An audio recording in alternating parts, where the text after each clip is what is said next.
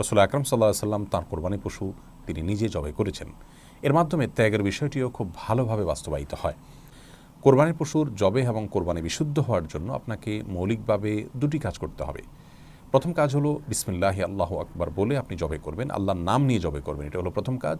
আর দ্বিতীয় কাজ হলো কোরবানির পশুর খাদ্যনালী, শ্বাসনালী এবং দুই পাশের চিকন দুটি নালী এগুলো কাটা গেল কিনা সেটি আপনি নিশ্চিত করবেন।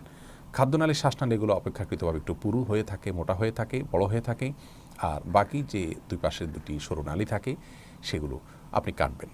এটুকু যদি আপনি নিশ্চিত করেন তাহলে আপনার কোরবানি বিশুদ্ধ হয়ে গেল আলহামদুলিল্লাহ। এর কোরবানির পশুকে কোন দিকে শোয়াতে হবে? এর উত্তর হলো যে কেবলার দিকে পা দিয়ে শোয়াতে হবে এবং পশুর বাম কাঁধে তাকে ফেলতে হবে, শোয়াতে হবে। এর মাধ্যমে জবাই করাটা সহজ হয়, সুবিধাজনক হয়, কিন্তু এটি আবশ্যক নয়। অন্য কোনো দিকে যদি আপনি ফিরিয়ে জবাই করেছেন বা জবাই করতে গিয়ে অন্য কোনো দিক